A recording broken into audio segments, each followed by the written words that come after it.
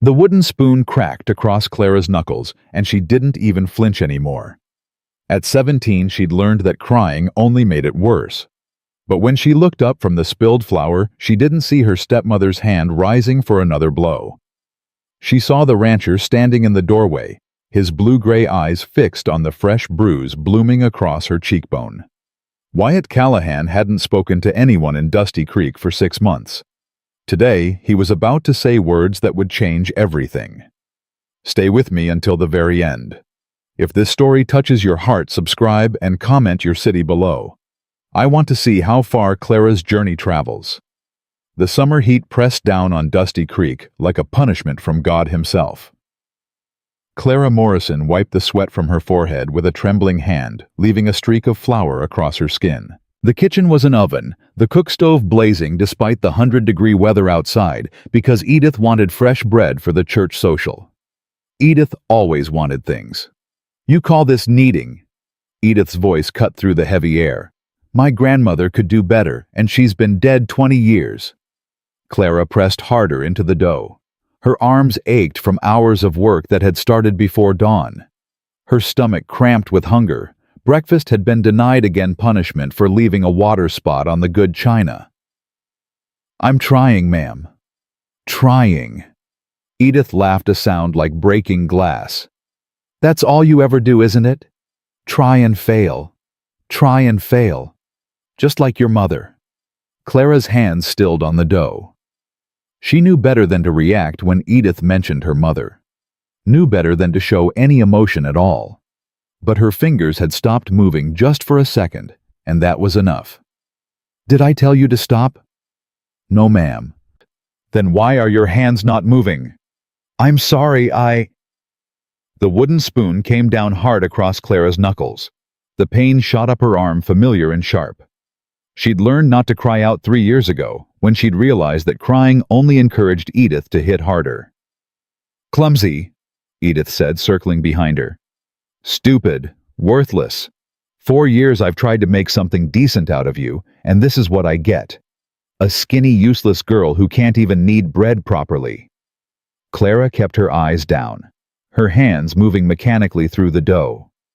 She could feel the heat of Edith's body behind her, could smell the rose water her stepmother dabbed behind her ears every morning. The scent had once seemed elegant. Now it made Clara's stomach turn. "Look at you." Edith's fingers closed around Clara's braid, yanking her head back. 17 years old and still worthless. What man would ever want you? What use are you to anyone? Clara didn't answer. Answers were dangerous. "I asked you a question." "I don't know, ma'am." "No." Edith released her hair with a shove that sent Clara stumbling into the counter. "You don't know anything, do you? Just like your fool of a father, too stupid to see what's right in front of him." The bell above the shop door chimed. Both women froze. The general store attached to their living quarters was supposed to be closed for the lunch hour, Edith's orders, so she could properly supervise Clara's kitchen work without interruption. "Stay here," Edith commanded, her voice instantly shifting from venom to honey. "And clean yourself up. You look like something the dog dragged in." Clara watched her stepmother smooth her hair and arrange her features into the pleasant mask she wore for the public. The transformation was seamless. Terrifying. The moment Edith disappeared through the doorway, Clara's legs gave out. She caught herself on the counter, breathing hard, her bruised knuckles throbbing in time with her heartbeat. 4 years. 4 years of this, and her father still saw nothing. Still believed Edith when she said Clara was difficult. Still accepted the explanations for the bruises, clumsy girl always walking into doors, falling downstairs. Maybe he wanted to believe it. Maybe the truth was too ugly. Clara straightened, reaching for the flour canister to continue her work. Her hand was shaking badly, and she didn't see the bowl of eggs balanced on the edge of the counter until her elbow caught it. The crash seemed to echo forever. 6 eggs. Precious, expensive eggs that Edith had specifically set aside for the church social cake, now spreading across the floor in a mess of yellow yolk and shattered shell. Clara dropped to her knees, gathering shells with desperate hands. Maybe she could clean it before Edith. What was that noise? The voice came from the doorway, but it wasn't Edith's. Clara looked up. The man standing in the kitchen entrance was tall, well over 6 feet, with shoulders that seemed to fill the entire frame. His clothes were dusty from the trail, his dark hair, longer than fashion dictated, pushed back beneath a worn brown hat. But it was his eyes that caught Clara's attention. Blue-gray like storm clouds over the prairie, and fixed on her face with an intensity that made her breath catch. I asked what happened. His voice was low, rough with disuse. Clara scrambled to her feet, suddenly aware of the flour in her hair, the bruise she could feel swelling on her cheekbone, the blood welling from her cracked knuckles. She must look like something out of a nightmare. I dropped the eggs, sir. I'm sorry the store is closed. I know it's closed. The man stepped into the kitchen without invitation. His boots tracked dust across Edith's pristine floor, and some small, terrible part of Clara felt a spark of satisfaction. I'm looking for Henry Morrison. My father isn't here. He's in San Antonio buying stock. He won't be back until... Clara? Edith's voice preceded her into the kitchen. What in heaven's name was that? She stopped when she saw the man. Clara watched her stepmother's face cycle through expressions, shock, calculation, and finally, the smooth, pleasant mask. Mr. Callahan. Edith's tone was warm, welcoming. What an unexpected pleasure. We don't often see you in town. Wyatt Callahan. Clara knew the name. Everyone in Dusty Creek knew about the rancher who'd bought the old Thornton place 5 years ago and rarely showed his face in town. People said he'd been a soldier, said he'd lost his wife and baby, said he lived alone out there with nothing but horses and ghosts for company. Mrs. Morrison. Callahan's voice was flat, giving nothing away. I came to settle my account and place an order for supplies. Of course, of course. Edith's smile didn't waver. Though I'm afraid you've caught us at an awkward moment. My stepdaughter has made quite a mess, as you can see. She gestured at Clara and the ruined eggs with elegant disdain. The girl is hopeless, I'm afraid. I've done my best, but some people simply can't be taught. Clara kept her eyes on the floor. She'd learned that looking down made things easier, made her invisible. Clara cleaned this up immediately. Edith continued, her voice still honey-sweet for their audience. And do try not to break anything else. Mr. Callahan, if you'll step into the store, I can help you with your order. That bruise on her face. The words cut through Edith's chatter like a knife. Clara felt her blood turn to ice. I beg your pardon. Edith's voice remained pleasant, but Clara caught the dangerous edge beneath it. The bruise. Callahan hadn't moved from his position near the door, but something in his stance had shifted. How'd she get it? Edith laughed, light and dismissive. Oh, that. Clara walked into the pantry door this morning. Didn't you, Clara? She's terribly clumsy. Always has been. Clara opened her mouth to agree. She always agreed it was safer, but the words stuck in her throat. Because Wyatt Callahan was looking at her, really looking, and his storm-gray eyes saw everything. The bruise that was shaped like knuckles. The blood on her hands. The way she stood with her shoulders hunched, making herself small. That so? Callahan asked, his voice quiet. A door did that. Yes. Edith's smile was getting strained. As I said, she's quite clumsy. Now about your supplies. Show me your arms, girl. Clara's heart stopped. I beg your pardon? Edith's voice rose an octave. Mr. Callahan, I don't know what you think you're... I wasn't talking to you. Callahan's eyes never left Clara. I was talking to her. Show me your arms. Clara stood frozen. If she showed him, Edith would kill her. Maybe not today, maybe not tomorrow, but eventually. But if she refused, he might leave, and then she'd be alone with Edith again, and her stepmother would want to know what she'd said, what she'd done to invite such questions. Clara. Edith's voice was sharp now, the mask slipping. Mr. Callahan was just leaving. Weren't you Mr. Callahan? No, ma'am. Callahan took another step into the kitchen. I wasn't. This is my home. I'm asking you to leave. And I'm asking the girl to show me her arms. Callahan's voice was steady, implacable. One of those things is going to happen before I walk out that door. The silence stretched like a wire about to snap.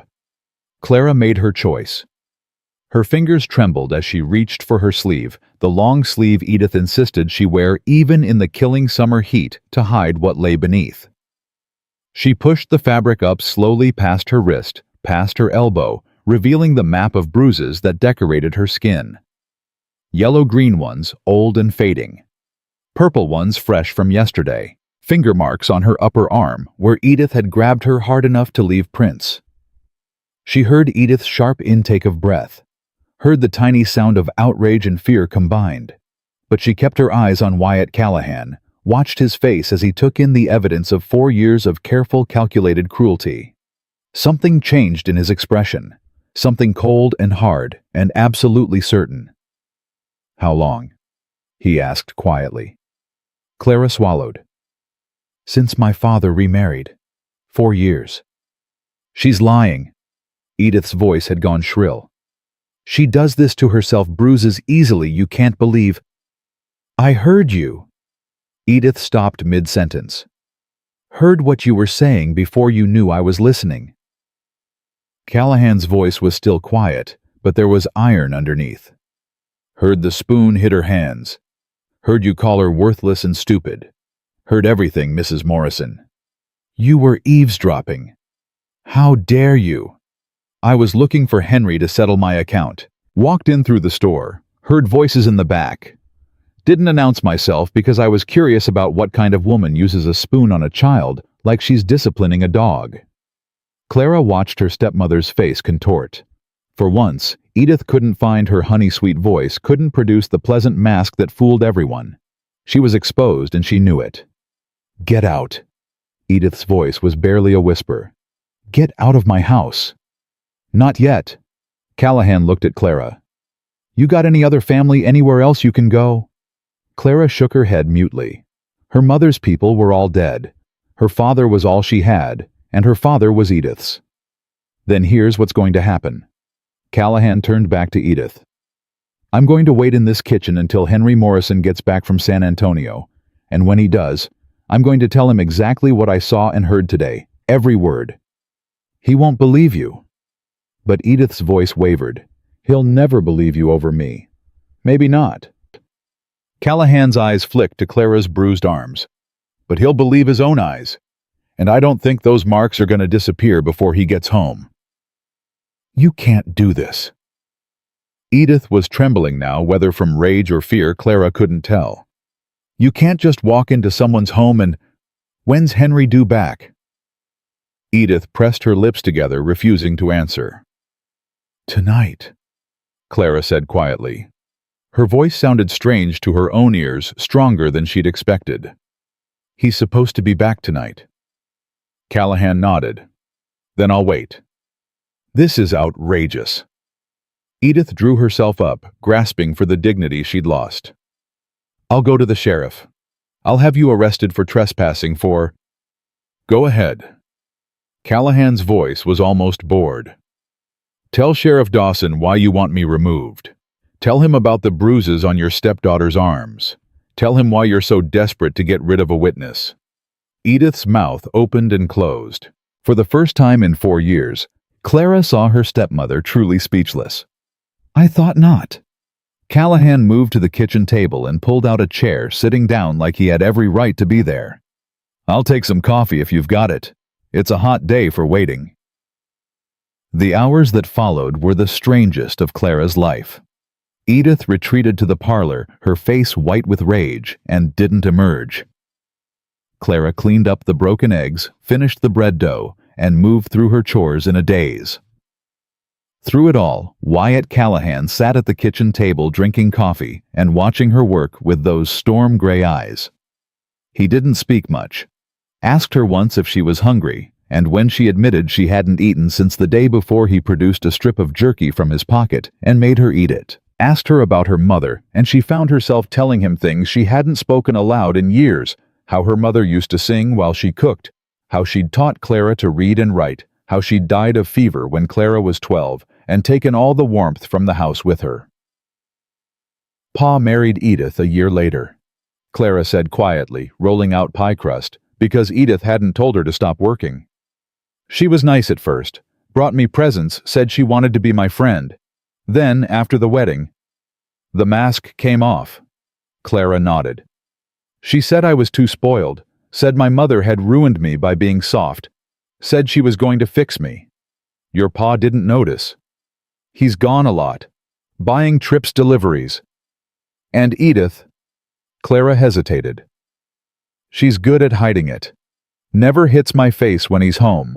Always has an explanation for the bruises he does see. And you never told him the truth. Clara's hands stilled on the rolling pin. I tried.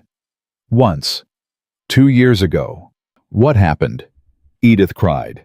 Said I was making up stories because I didn't want to share Pa's attention. Said I'd always been jealous of her. Clara's voice was flat empty. Pa believed her. Said I should apologize for upsetting her. Son of a bitch. Clara looked up, startled by the profanity.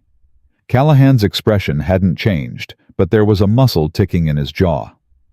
Sorry, he said. But a man who doesn't protect his own child. He doesn't know. Clara felt the familiar ache of defending her father even now. He doesn't want to see it. That's different from knowing. Is it? Before Clara could answer, the front door of the store opened. Footsteps sounded across the wooden floor, familiar and heavy. Edith, Clara. I'm home early. The supplier had everything ready and... Henry Morrison appeared in the kitchen doorway and stopped dead.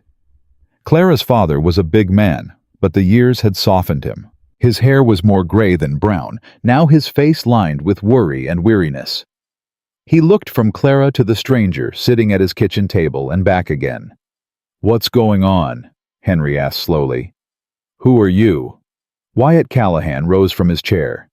Name's Callahan. I own the Thornton place outside town. The horse rancher.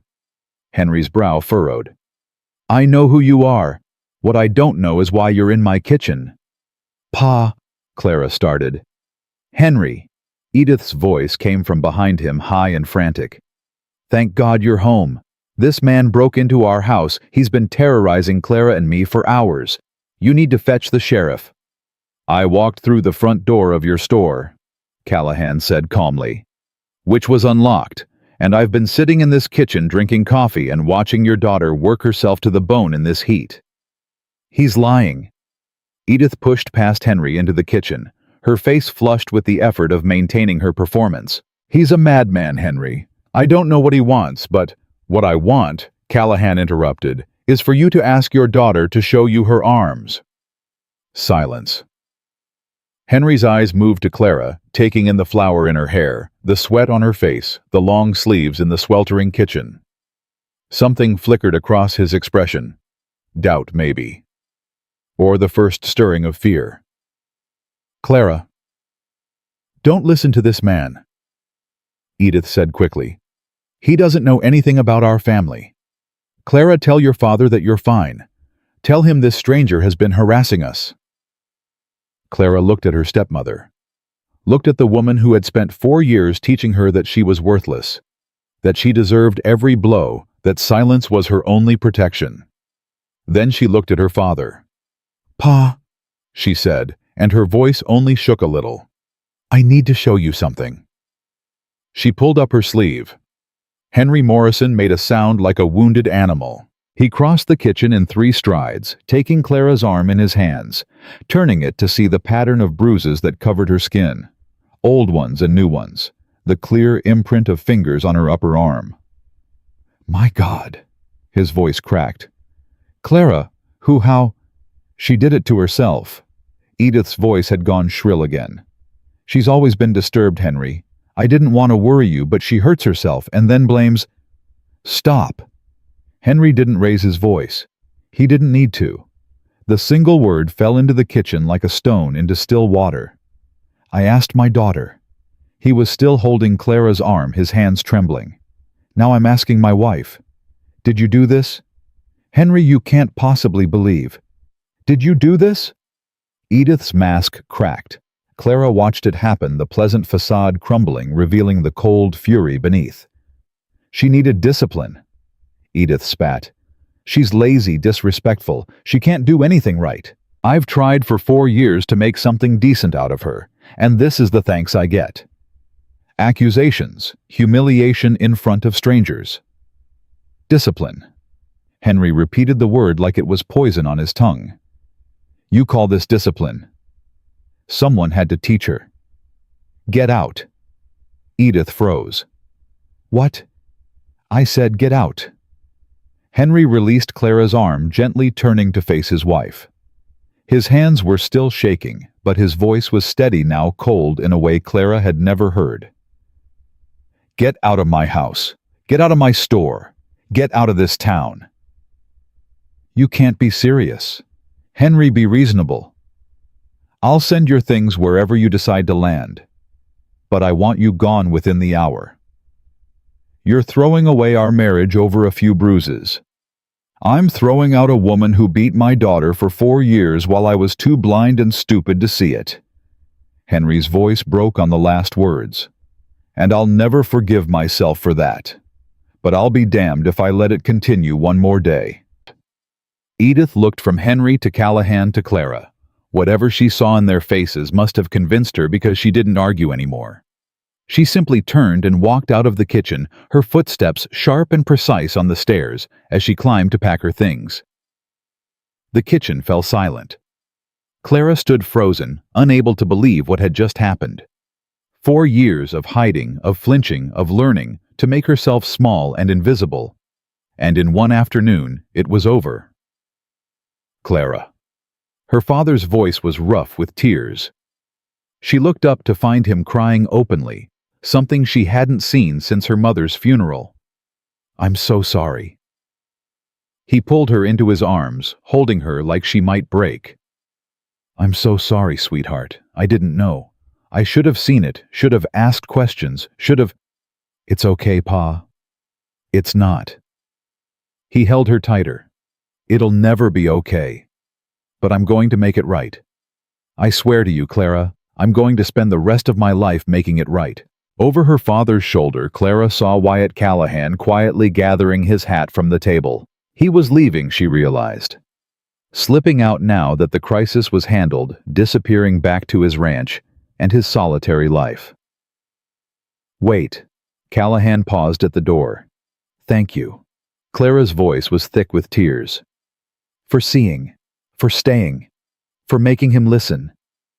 Callahan's storm-gray eyes met hers.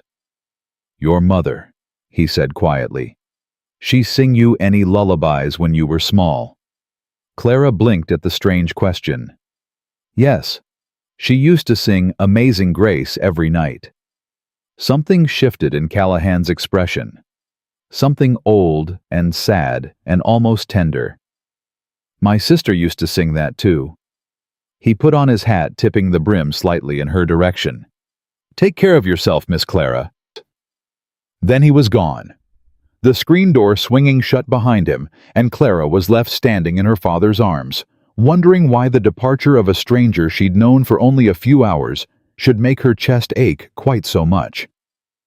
Outside, Wyatt Callahan climbed onto his horse and pointed it toward home. The summer sun was beginning to set, painting the Texas sky in shades of orange and red, but he barely noticed. He'd done what he came to do. The girl was safe. Her father knew the truth now. It wasn't enough. He knew it wasn't enough. Because he'd seen the look in Clara Morrison's eyes, that flinching, apologetic, beaten-down look that he'd seen before in a face he'd loved and failed to save. I can't fix what happened to you, Sarah, he said quietly to the empty prairie. But maybe I can keep her from ending up the same way. He didn't know yet what that would look like. Didn't know what he could offer a broken girl and her guilt-stricken father. But as his horse carried him toward the ranch, Wyatt Callahan made a decision. He wasn't going to disappear again. He wasn't going to let Clara Morrison become another ghost that haunted his silence. This time, he was going to stay. 3 days after Edith left, the whispers started. Clara heard them at the dry goods store when she went to buy flour. Two women near the fabric bolts, their voices low, but not low enough. Heard she threw his wife out in the street like common trash. Well, I heard the girl made up stories. You know how young women can be. Still, 4 years of marriage, and he takes the word of that strange Callahan man over his own wife. Clara kept her eyes on the flour sacks. Her hands didn't shake anymore when people stared. She'd learned to hold still, to breathe slow, to pretend she couldn't hear. "Miss Morrison?" She turned. Mrs. Patterson stood behind her arms, crossed over her ample bosom, eyes sharp as broken glass. "Ma'am?" "I hope you're proud of yourself." Mrs. Patterson's voice carried across the store. "Breaking up a God-fearing marriage with your lies." "I didn't lie." Edith Winslow was a good Christian woman. She came to my quilting circle every week, donated to the church fund, helped with the socials. Mrs. Patterson stepped closer. "And now she's been driven out of town because you couldn't handle a little discipline." Clara felt the old familiar feeling rising in her chest. The urge to apologize, to agree to make herself small. But something had changed in the 3 days since Wyatt Callahan had sat in her kitchen and refused to look away from the truth. "Have you ever seen discipline that leaves bruises shaped like fingers, Mrs. Patterson?" The older woman's mouth fell open. "Because I have." Clara pulled up her sleeve right there in the middle of the store. "I've seen it every day for 4 years. On my arms, on my back, on my ribs when she kicked me for burning the biscuits." The store went silent. Clara could feel every eye on her, could see the shock on faces that had smiled at Edith after church, that had praised her fine manners and elegant dresses. "This is what good Christian discipline looks like." Clara's voice didn't waver. "Take a good look, ma'am. Then tell me again how I should be ashamed." She paid for her flour and walked out, leaving stunned silence behind her. Her father was waiting on the porch when she got home. He'd aged 10 years in 3 days, his face gray with guilt and sleepless nights. He spent hours now just sitting, staring at nothing, sometimes crying without warning. "Pa," Clara set down the flour. "You need to eat something. I keep thinking about all the times." His voice was hoarse. "All the times you flinched when I raised my hand to scratch my head. All the times you apologized for nothing. All the times I saw bruises and believed her lies. Pa." "She told me you were clumsy, told me you hurt yourself for attention, told me you were jealous of our marriage." Henry's hands shook. "And I believed her, Clara. God help me, I believed every word." Clara knelt beside his chair. "You see the truth now. That's what matters." "Is it?" His eyes were red-rimmed, haunted. 4 years, sweetheart. 4 years she hurt you and I was too stupid and selfish to see it. You loved her. Love makes people blind. That's not an excuse. No. Clara took his hand. "But it's the truth. And we have to start somewhere." The knock on the door startled them both. Clara's heart jumped when she opened it and found Wyatt Callahan standing on the porch. He looked different in daylight, less like a storm, and more like a man. But those gray eyes were just as intense, just as searching. "Mr. Callahan." "Miss Clara." He took off his hat. "Your father home." "I'm here." Henry appeared behind Clara, his voice wary. "What do you want, Callahan?" "To talk, if you're willing." Henry hesitated, then stepped back. "Come in, then." They sat in the parlor, the same room where Edith had entertained her church friends and hidden her cruelty behind tea and polite conversation. Clara served coffee because she didn't know what else to do, and because her hands needed something to hold. "I'll get straight to it." Callahan wrapped his rough hands around the cup, but didn't drink. "I've been thinking about your daughter's situation." "Her situation is fine." Henry's voice sharpened. "She's with her father now. She's safe." "Is she?" The question hung in the air. "What's that supposed to mean?" Henry demanded.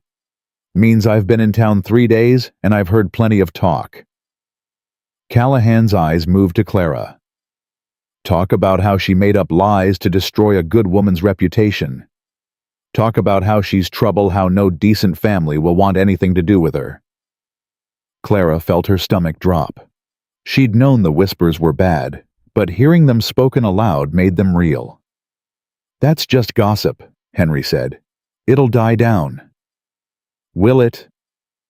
Callahan set down his cup. "Small towns have long memories, Morrison. Your daughter stood up in public and showed her bruises. Some folks will admire her for it.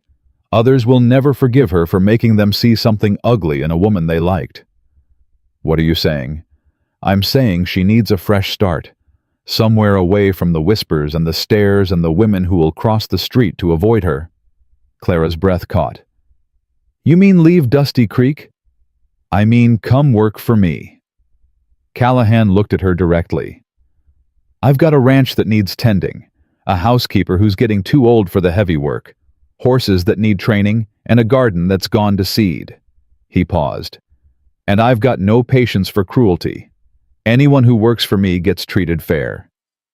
"Work for you?" Henry's voice was flat. "You want my daughter to live on your ranch, alone, with you?" "Not alone. Ruth Blackwood lives in the cottage by the barn. She's kept house for me since I bought the place. And I've got a hand named Sam Price who bunks in the barn." Callahan met Henry's suspicious gaze. "Your daughter would have her own room, her own space, and work that matters." "This is ridiculous." Henry stood up. "She's 17 years old. I'm not sending her off to live with a stranger." "I'm not a stranger." Callahan's voice was quiet. "I'm the man who saw what was happening to her when you didn't." Henry flinched like he'd been struck. "Pa?" Clara spoke before she could stop herself. "I want to hear him out." "Clara? Please." Her father looked at her, really looked, and Clara saw the moment he recognized something in her expression. Desperation, maybe. Or hope. Something that made him sit back down and nod stiffly. "Thank you." Clara turned to Callahan. "Why are you doing this? You don't know me. You've got no reason to—" "I had a sister." The words fell into the room like stones. "Her name was Sarah. She was 3 years younger than me, and she had a laugh that could light up a room." Callahan's jaw tightened. "Our ma died when we were kids. Pa remarried a woman who seemed kind enough at first. But when Pa was out working the trap lines, she was someone else entirely." Clara felt her chest constrict. "She hurt your sister. For years. And I didn't see it. Didn't ask questions. Didn't notice that Sarah stopped laughing, stopped singing, stopped being the girl she used to be." Callahan's hands curled into fists on his knees. "By the time I figured it out, the damage was done. She didn't believe me when I said it wasn't her fault. Didn't believe she deserved better. What happened to her? She married the first man who asked, just to get away from that house." Callahan's voice went flat. "He was worse than our stepmother ever was. Killed her 3 years later. Said she fell down the stairs, but I knew better." Clara's hand flew to her mouth. "I couldn't save Sarah." Callahan looked at her, and Clara saw grief in his eyes, old and deep and still raw. "But I can do something for you. Give you a place where nobody's going to hurt you. Teach you skills that don't require being someone you're not." "And what do you get out of it?" Henry demanded. "Help on the ranch, company for Ruth." Callahan paused. "And maybe a chance to do something right for once." The silence stretched. "I want to go." Both men turned to Clara. "Pa, I know you're trying to make things better here, but every time I walk down the street I see Edith's friends. I hear their whispers. I feel them judging me." Clara's voice cracked. "I can't build a new life in a place where everyone remembers the worst parts of the old one." "Clara, sweetheart, you can visit. Anytime you want." She knelt beside his chair, taking his hands. "But I need to go somewhere I can breathe. Somewhere I can find out who I am when I'm not afraid all the time." Henry's face crumpled. "I just got you back. I can't lose you again." "You're not losing me." Clara squeezed his hands. "You're letting me go so I can heal. There's a difference." The tears came then from both of them. Clara held her father while he wept, while he apologized again for the years of blindness, while he promised to do better, be better, see better. When the storm passed, Henry looked up at Wyatt Callahan with red-rimmed eyes. "If anything happens to her, it won't. If you hurt her in any way, I'd sooner cut off my own hand." Henry held the rancher's gaze for a long moment. Whatever he saw there must have satisfied him, because he nodded slowly. "When would she leave?" "Tomorrow morning. I've got supplies to pick up, and the trip back takes most of a day." "Tomorrow." Henry's voice was barely a whisper. "I'll give you tonight to say your goodbyes." Callahan stood reaching for his hat. "Miss Clara Packlight. We'll be riding, not taking a wagon." Clara walked him to the door. "Mr. Callahan?" "Wyatt." He settled the hat on his head. "You're going to be living under my roof. Might as well use my name." "Wyatt?" It felt strange on her tongue. "Thank you for coming back." Something shifted in his expression. "I almost didn't. Figured I'd done enough that you and your father could sort things out on your own." He paused. "But I couldn't stop thinking about Sarah. Couldn't stop wondering if someone had given her a way out, would she still be alive? You can't know that." "No. But I can know this." His gray eyes met hers. "You're not going to end up like her. Not if I have anything to say about it." He walked away before she could respond, mounting his horse and riding out without looking back. Clara stood on the porch until he disappeared from sight, her heart racing with something she couldn't name. Fear, maybe. Or hope. Or the strange, terrifying possibility that her life was about to change in ways she couldn't imagine. That night she packed her mother's shawl, a stack of letters tied with ribbon, and the clothes that might serve her on a working ranch. It all fit in a single canvas bag. 4 years of her life, and this was all she had to show for it. Her father sat with her until midnight, telling stories about her mother, about Clara as a baby, about the family they'd been before grief and loneliness had made him vulnerable to a monster in a pretty dress. "I should have protected you." His voice broke. "That's what fathers are supposed to do. You're protecting me now." Clara leaned her head on his shoulder. "You're letting me go somewhere I can heal. Is it enough?" "It's a start." When dawn broke, Clara was already dressed and waiting on the porch. The summer heat was building, promising another scorching day, but for once she didn't mind. Heat meant life. Heat meant Texas. Heat meant home, even if home was about to become something entirely different. Wyatt arrived with the son leading a second horse behind his own. "You ride?" he asked. "Some. Not well." "You'll learn."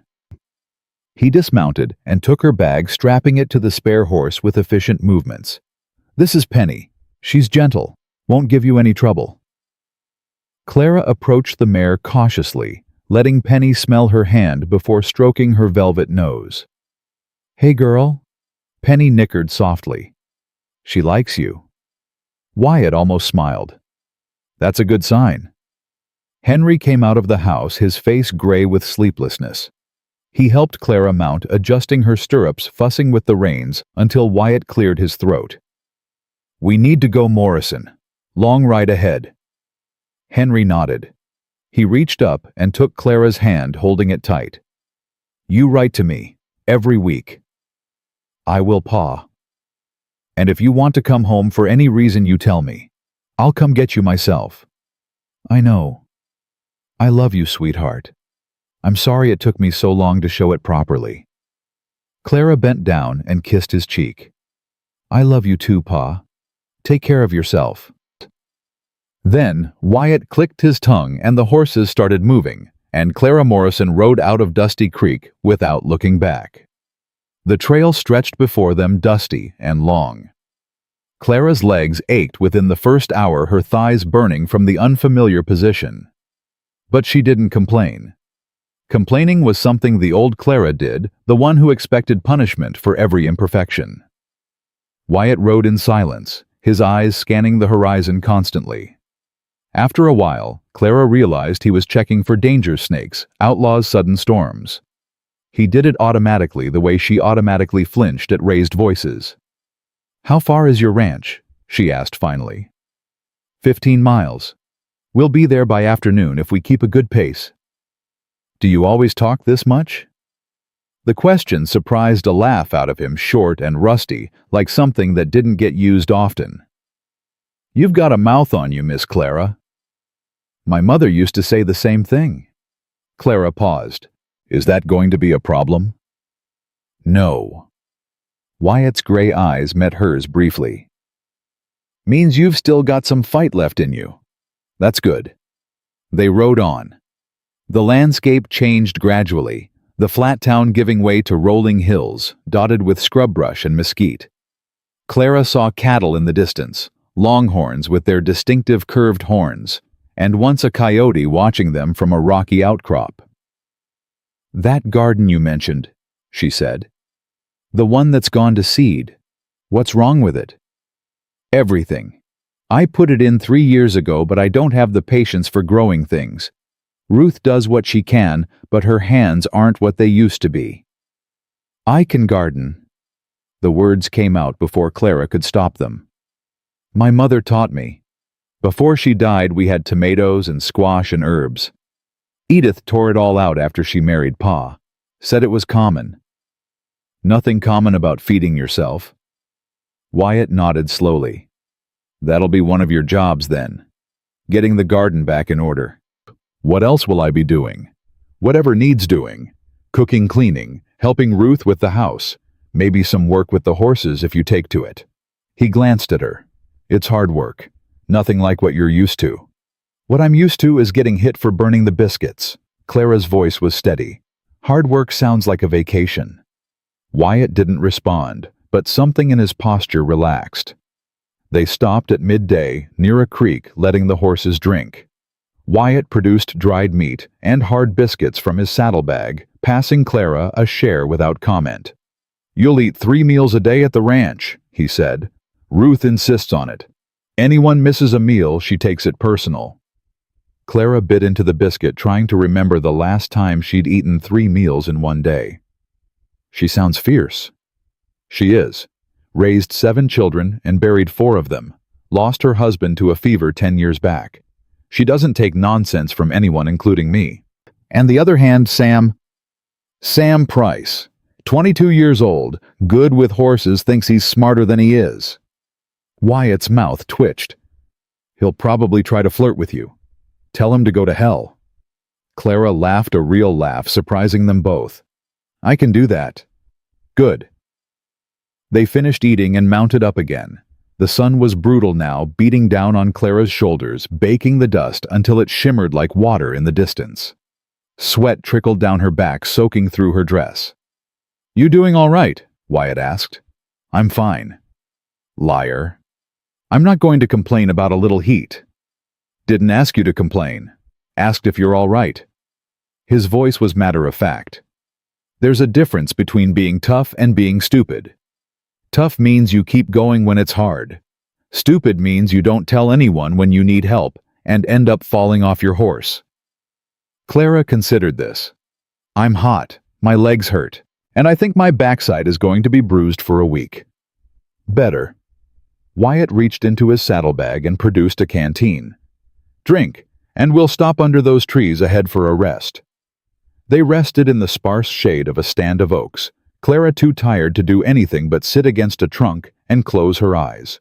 Wyatt checked the horses, adjusting saddles and examining hooves with practiced efficiency. "Can I ask you something?" Clara said without opening her eyes. "Depends on what?" "Your wife. Ruth mentioned you lost a wife." Silence. Clara opened her eyes to find Wyatt standing very still, his back to her. "Ruth talks too much," he said finally. "You don't have to answer." "Margaret." His voice was rough. "Her name was Margaret. She died in childbirth 5 years ago. Baby didn't make it either." "I'm sorry." "Don't be." He turned around, his expression carefully blank. "It was a long time ago. 5 years isn't that long. Long enough. He moved toward his horse. We should get moving. Still got a few miles to go. Clara stood, recognizing the dismissal. She'd pushed too far, asked too much. But she filed the information away. Margaret. Childbirth. A baby who never took a breath. 3 kinds of loss in one terrible day. No wonder he lived alone. No wonder he barely spoke. No wonder he'd recognized the wounds she carried. He was carrying his own. The ranch appeared over a rise just as the sun started its descent toward the horizon. Clara's first impression was of space, more space than she'd ever seen dedicated to one family. Rolling pastures stretched out on all sides, dotted with horses in various colors. A sturdy 2-story house anchored the main compound with a big red barn, several smaller outbuildings, and a cottage she assumed belonged to Ruth. "Welcome to Callahan Ranch." Wyatt's voice was neutral, but Clara caught something underneath, pride maybe. Or just the relief of being home. "It's beautiful." "It's work," but his mouth twitched slightly. "Come on. Ruth will want to meet you." They rode up to the house, and before Clara could dismount, the cottage door flew open. The woman who emerged was small and round, with iron-gray hair pulled back in a bun, and a face like a weathered apple. She moved fast for someone her age, crossing the yard with surprising speed. "Is this her?" she demanded, staring up at Clara with sharp brown eyes. "Is this the girl? Ruth Blackwood, Clara Morrison." Wyatt dismounted. "Clara Ruth." "You're too thin." Ruth circled Clara like she was inspecting livestock. "And too pale. Don't they have food in that town?" "Ruth," Wyatt started. "Hush you." Ruth waved him off without looking. "This girl looks like she hasn't eaten a good meal in years. When did you last have proper food, child?" Clara thought about it. "My mother used to cook, before she died.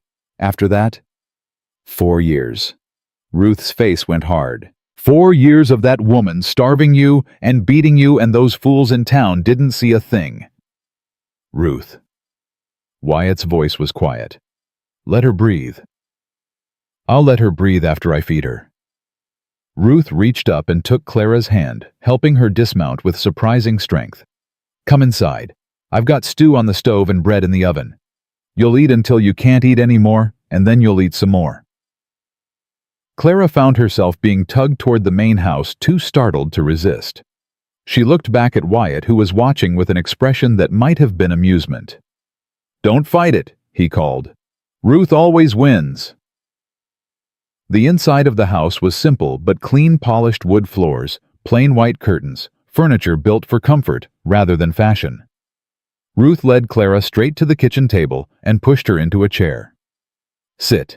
Don't move.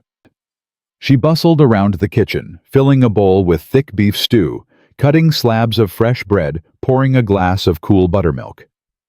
Within minutes, Clara was staring at more food than she'd eaten in a week. Eat! Ruth sat across from her, watching with fierce attention. All of it! Clara ate. The stew was rich and savory, the bread still warm from the oven, the buttermilk cold and sweet. She ate until her stomach ached, until she couldn't fit another bite, until tears were streaming down her face without her permission. That's right. Ruth's voice was softer now. Let it out, child. You're safe here. I'm sorry. Clara wiped her eyes. I don't know why I'm crying. Because someone just fed you a proper meal for the first time in years, and your body remembers what it's like to be taken care of. Ruth reached across the table and took Clara's hand. Wyatt told me what happened, what that woman did to you. Clara nodded, unable to speak. Listen to me carefully. Ruth's grip tightened. That's over now, you hear me? No one in this house is going to hurt you. No one is going to starve you or hit you or tell you you're worthless. And if anyone tries, they'll answer to me. Why? Clara's voice cracked. You don't even know me. I know enough. Ruth's brown eyes were steady. I know what it's like to be young and scared and alone. I know what it's like to wonder if anyone sees you. And I know that every person deserves someone in their corner fighting for them. Clara couldn't hold back anymore. She put her head down on the table and wept ugly, gasping sobs that shook her whole body. Ruth came around the table and gathered her up, holding her the way her mother used to, rocking gently and murmuring nonsense words. In the doorway, Wyatt Callahan stood watching, and for the first time in 5 years, he felt something other than emptiness. He felt hope. The weeks that followed taught Clara things no book ever could. She learned to wake before dawn, her body aching from the previous day's work. Learned to ignore the blisters on her palms as she pulled weeds from the neglected garden. Learned that sweat and dirt and exhaustion could feel like freedom when no one was waiting to punish her for imperfection. "You're doing it wrong." Clara looked up from the tomato plants to find Sam Price leaning against the fence, his hat pushed back and a smirk on his face. "Excuse me, the way you're tying those stakes." He gestured with his chin. "They'll fall over in the first good wind. And I suppose you know a better way." "Matter of fact, I do." Sam swung himself over the fence and crouched beside her. "Here, you gotta wrap it twice around, then pull tight before you knot it." Clara watched his hands, quick and confident. "Where'd you learn that?" "My ma had a garden, before she passed." Something flickered across his face. "She used to say a garden was the only honest thing in life. You put in the work, you get the reward. No tricks, no lies." "She sounds wise." She was. Sam finished the steak and stood brushing dirt from his knees. "You're not what I expected, you know." "What did you expect?" "Wyatt said he was bringing a girl from town who needed work. Figured you'd be soft, helpless." His eyes moved over her, taking in the dirt under her fingernails, the sun-darkened skin, the determined set of her jaw. "You're not soft." "I used to be." Clara turned back to her plants. "Someone beat it out of me." Sam was quiet for a long moment. "The stepmother Ruth told me a little." "Ruth talks too much." "Yeah, she does." But his voice was gentler now. "For what it's worth, I'm glad you're here. This place needed someone besides Ruth to keep Wyatt honest." "What do you mean?" "Man works too hard. Doesn't eat enough, doesn't sleep enough. Spends all his time with those horses like he's hiding from something." Sam shrugged. "Since you arrived, he actually comes in for meals, sits at the table instead of eating standing up. That's Ruth's doing, but it's because of you." Clara felt heat creep up her neck. "I haven't done anything." "You're here. Sometimes that's enough." He walked away before she could respond, leaving Clara alone with her tomato plants and the uncomfortable flutter in her chest. That night at dinner, she watched Wyatt more carefully than she had before. Sam was right. Wyatt did eat like a man who'd forgotten meals were supposed to be enjoyed. He shoveled food mechanically, eyes distant, mind clearly somewhere else. But occasionally his gaze would flick to Clara, and something would shift in his expression, attention replacing absence, presence replacing distance. "You keep staring at me like that, people might talk." His voice was dry. Clara felt her face flame. "I wasn't staring." "Sure you weren't." But there was no heat in it, almost the opposite, something warm hiding under the roughness. "She was watching you eat like a starving wolf," Ruth said from the stove. "Can't blame her for being concerned. Man your age should know better than to swallow food whole." "I'm 34, Ruth, not ancient." "You eat like you're 80 and got no teeth left." Clara laughed before she could stop herself. Wyatt's eyes snapped to her face, and for a moment, something electric passed between them. "Think that's funny, do you?" His voice was gruff, but his eyes were warm. "I think Ruth's right." Clara met his gaze. "You eat like someone's going to steal your plate." "Maybe someone is. Sam's been known to grab seconds before a man finishes firsts." "I heard that." Sam's voice floated in from the porch. "You were meant to." Ruth caught Clara's eye across the kitchen, and the old woman smiled, small and knowing, and deeply satisfied. Later, after the dishes were done and Sam had disappeared to the bunkhouse, Clara found Wyatt on the porch, staring out at the darkening sky. Mind if I sit? He moved over without answering, making room on the bench. They sat in silence for a while, listening to the crickets and the distant nicker of horses settling for the night. You're doing well. Wyatt's voice was quiet. With the garden. With everything. Ruth's a good teacher. Ruth would say you're a good student. Clara pulled her knees up, wrapping her arms around them. Can I ask you something? You can ask. Might not answer. Fair enough. She took a breath. Why horses? Out of everything you could do, why train horses? Wyatt was quiet for so long that Clara thought he wouldn't answer. Then he shifted, and when he spoke, his voice was different, softer, more open. During the war, I watched a lot of men die. Good men, bad men, men who were just scared boys, pretending to be soldiers. He paused. But I also watched horses. They didn't care about politics or borders or who was right and who was wrong. They just wanted to survive, to be treated decent, to have someone they could trust. And training them, that's about trust. It's about understanding. Wyatt turned to look at her. A horse can't tell you in words what they need, but they tell you in 100 other ways. The way they move, the way they breathe, the way they hold their head. You learn to read them, and they learn to trust you, and pretty soon you've got a partnership that doesn't need words at all. Sounds lonely. Sometimes.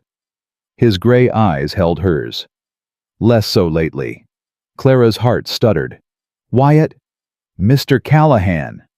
Sam's voice shattered the moment. He came running from the barn, his face pale in the moonlight. We got a problem. That new stallion, the black one, he's thrashing in his stall. I think he's colicking. Wyatt was on his feet instantly. How bad? Bad. He's already down once. They ran for the barn, Clara following without thinking. Inside, the black stallion was wild-eyed with pain, his coat dark with sweat, his body heaving. Hold him steady.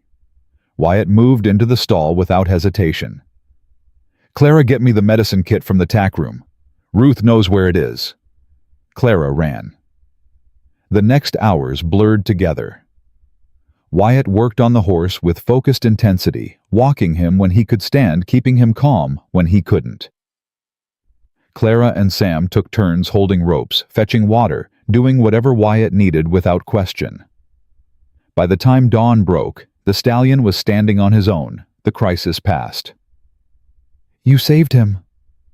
Clara's voice was raw from exhaustion. We saved him. Wyatt wiped sweat from his face with a dirty hand. Couldn't have done it without help. Sam had already collapsed against a hay bale, snoring softly. Ruth had appeared sometime during the night with coffee and blankets, then retreated to her cottage. You should sleep, Clara said. So should you. Neither of them moved. That was amazing. Clara shook her head slowly. The way you handled him. So calm, so steady. He trusted you. He had to. Fear would have killed him faster than the colic. Wyatt met her eyes. That's true for horses and people both. Fear makes us do stupid things. Makes us fight when we should hold still. Makes us run when we should face what's coming.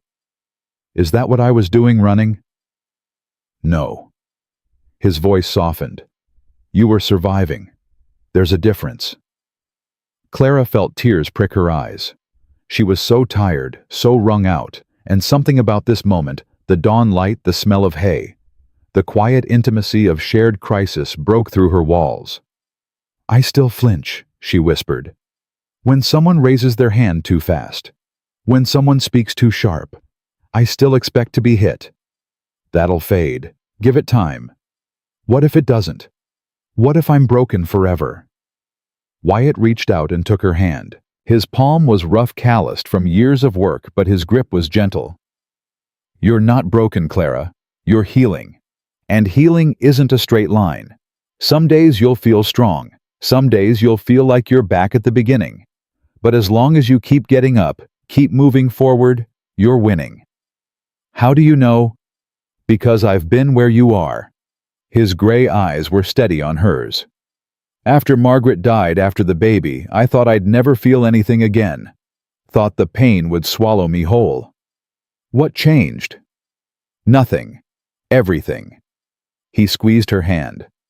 I woke up one morning and realized I had a choice. I could let the grief kill me, or I could find a reason to keep living. So I bought this ranch, started training horses, built something that mattered. And the pain? It's still there. Always will be. But it's not the only thing anymore. Clara looked at their joined hands. His so large and dark, hers so small and pale. Two broken people finding their way back to something like whole. "Thank you," she said softly. "For what?" "For seeing me, the real me. Not the scared girl Edith created, but the person underneath." Wyatt's thumb brushed across her knuckles. "That person was always there, Clara. She just needed someone to clear away the rubble." The morning sun was fully up when they finally emerged from the barn. Sam had stumbled off to bed, and Ruth was waiting on the porch with breakfast. "Sit," she commanded. "Both of you. You look like death warmed over." They ate without speaking, too tired for words. But something had shifted between them. Clara could feel it. A thread connecting them that hadn't been there before. Something fragile and new and terrifyingly real. 3 days later, the trouble came. Clara was in the garden when she heard horses approaching. She straightened, shading her eyes against the sun, and felt her blood turn to ice. 3 riders, 2 men she didn't recognize, and in the middle, perfectly dressed, despite the dust and heat, Edith Winslow. Well, well. Edith's voice was honey and poison, exactly as Clara remembered. "There you are." Clara couldn't move, couldn't speak, couldn't do anything but stand there with dirt on her hands and terror in her heart. "What's the matter, dear? Not happy to see your stepmother?" "You're not my stepmother." The words came out barely louder than a whisper. "Not anymore." "Oh, but I am." Edith smiled, slow and cruel. "You see, I've been to San Antonio, spoke with some very sympathetic lawyers, and it turns out that your father's hasty divorce wasn't quite as legal as he thought." "You're lying." "Am I?" Edith's smile widened. "These gentlemen are here to escort you back to Dusty Creek. As your legal guardian, I have every right to reclaim you. I'm 17. I can make my own decisions. You're 17, which means you're a minor, which means you belong to your family." Edith's eyes glittered. "And I am your family, Clara, whether you like it or not." "She's not going anywhere." Clara spun. Wyatt stood at the corner of the barn, a rifle cradled in his arms. His face was stone, his gray eyes fixed on Edith with an intensity that made the 2 hired men shift nervously. "Mr. Callahan." Edith's voice dripped with false sweetness. "This doesn't concern you. Woman comes onto my land making threats. Concerns me plenty. I'm not making threats. I'm exercising my legal rights. Show me the paperwork." Edith's smile flickered. "I beg your pardon?" "Paperwork, court orders, something official." Wyatt moved closer, the rifle still easy in his hands. "Because right now, all I see is a woman who beat a child for 4 years trying to drag her back for more." "How dare you? How dare I what? Tell the truth." Wyatt stopped 3 feet from Edith's horse, looking up at her with cold contempt. "I was there that day, Mrs. Winslow. I heard what you said to her, saw what you did to her, watched you lie to her father's face. Her father believed me. Her father was a fool. Lucky for Clara, I'm not." Wyatt raised the rifle slightly. "Now, you got legal papers saying you can take her? I don't need to show you anything. Then you don't need to be on my land." His voice went flat. "Get off. Now." One of the hired men reached for his pistol. The crack of Wyatt's rifle split the air. The bullet kicked up dust an inch from the man's horse, sending it dancing backward. "Next one won't miss." Wyatt worked the lever, chambering another round. "I spent 3 years in the war, gentlemen. Killed more men than I can count. Adding a few more won't trouble my sleep." The men looked at Edith. She sat rigid in her saddle, 2 spots of color burning high on her cheeks. "This isn't over," she said through clenched teeth. "It is if you come back." Wyatt's gray eyes never wavered. "Next time I won't fire warning shots." Edith yanked her horse around. "You'll regret this, Callahan. Both of you will." They rode away in a cloud of dust. Clara's knees buckled. She would have fallen if Ruth hadn't appeared out of nowhere, catching her and holding her up. "Easy, child, easy. She's gone. She'll come back." Clara's voice shook. "She always comes back. She never lets anyone win." "Let her try." Sam had materialized beside Wyatt, his own rifle ready. "We've got enough firepower to hold off an army." "It's not about firepower." Clara pulled away from Ruth, her fear crystallizing into something harder. "She'll use the law.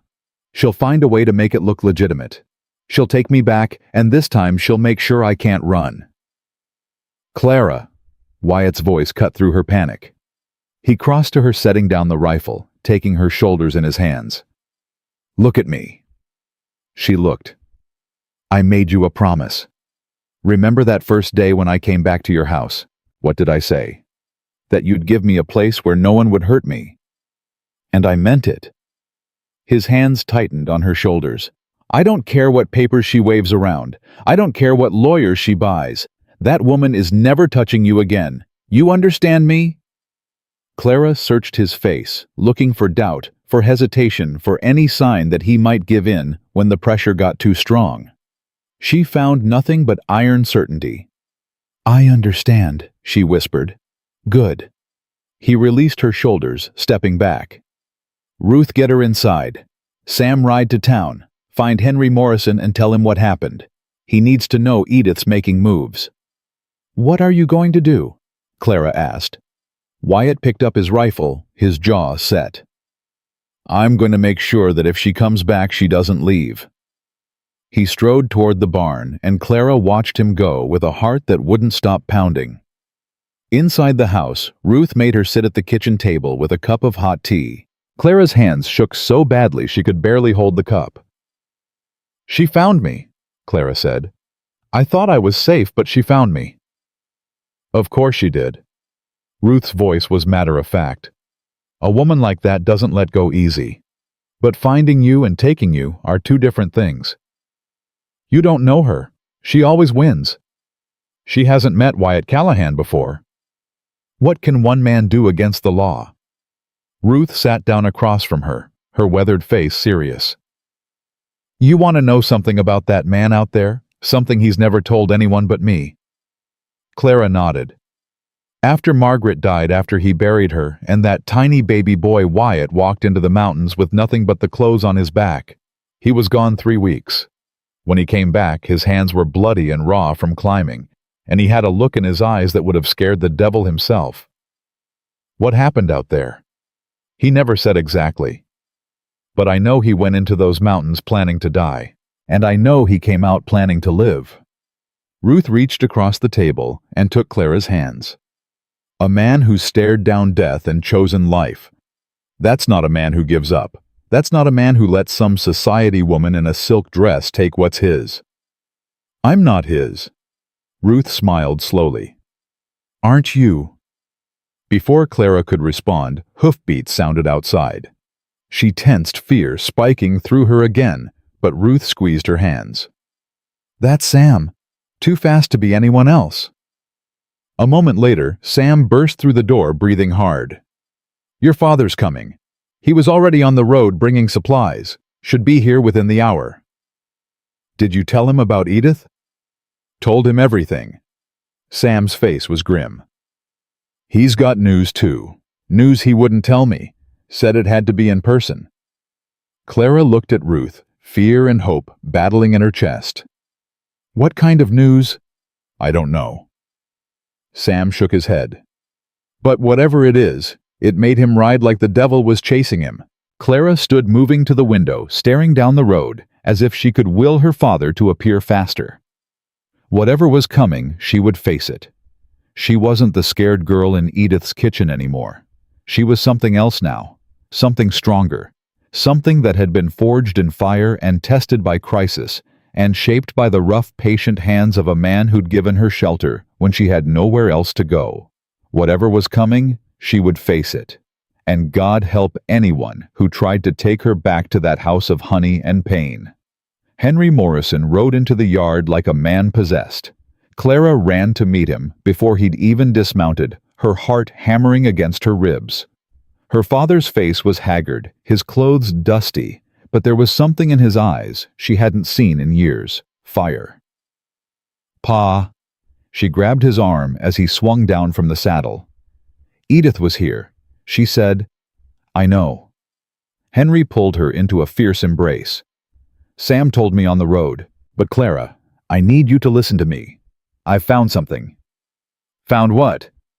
Wyatt appeared at the barn door, rifle still in hand. "Morrison. Inside. Now." They gathered in the kitchen. Clara, her father, Wyatt, Ruth, and Sam. The tension was thick enough to taste. "Talk," Wyatt said. "What's this news you couldn't tell Sam?" Henry reached into his saddlebag and pulled out a sheaf of papers. "After Edith left, I started going through her things, the stuff she didn't take. I found a locked box hidden in the back of her wardrobe." "What was in it?" Clara asked. "Letters. Documents." Henry's hands shook as he spread the papers on the table. "And a marriage certificate, dated 2 years before she married me." The room went silent. "She was already married." Ruth's voice was sharp. "To a man named William Garrett, out of Philadelphia." Henry pointed to a signature on one of the documents. "I sent a telegram to the Philadelphia police. Got a response this morning. And—" Wyatt leaned forward. "William Garrett died 6 years ago, fell down the stairs of his home." Henry's jaw tightened. "Sound familiar?" Clara felt the blood drain from her face. "She killed him. The police suspected but couldn't prove it. She disappeared before they could question her. Changed her name, moved west, started over." Henry looked at his daughter with haunted eyes. "And I married her. Brought her into our home. Let her—" His voice broke. "Pa." Clara took his hand. "You didn't know." "I should have. I should have asked questions, checked her story." Henry wiped his eyes roughly. "But that's not all. The marriage certificate, if she was still legally married when she married me, our marriage was never valid." "Which means what?" Clara asked. "Which means she has no legal claim to you." Wyatt's voice was hard with satisfaction. "She was never your stepmother, not legally." "But she doesn't know that." Sam's eyes were bright. "She came here thinking she still had rights. She'll find out soon enough." Henry gathered the papers. "I'm taking these to the sheriff in town, and I'm sending copies to Philadelphia. That woman is going to answer for what she's done to William Garrett, to my daughter, to everyone she's hurt." "She'll run." Clara's voice was barely a whisper. "When she finds out, you know she'll disappear again." "Then we make sure she can't." Wyatt moved to the door. "Morrison, how long before she figures out you've found her secrets?" "I don't know. A day, 2 at most." "Then we move fast." Wyatt grabbed his hat. "Sam, ride to the sheriff. Tell him what we found. Morrison, you're with me. We're going to find Edith Winslow before she finds a way to slip through our fingers." "I'm coming too." Clara stood. "No." Wyatt's voice was firm. "You stay here with Ruth. She's been hurting me for 4 years. I deserve to be there when—" "Clara." Wyatt crossed to her, taking her shoulders the way he had before. "I know you want to face her, and you will. But right now I need you safe. Can you do that for me?" Clara searched his face. She saw the fear underneath the steel fear for her, not of her. "I can do that," she said quietly. Wyatt nodded. Then, before she could react, he pressed a brief rough kiss to her forehead. "Stay inside. Don't open the door for anyone but us." He was gone before she could speak. Ruth moved to the window, watching the men ride out. "Well," That was something. Clara's hand drifted to her forehead where she could still feel the warmth of his lips. Ruth. Don't ask me, child. I've been waiting for that man to open his heart again for 5 years. Seems like he finally found someone worth opening it for. I don't... Hush. Ruth turned from the window, her eyes soft. You don't have to figure it out right now. Just let it be.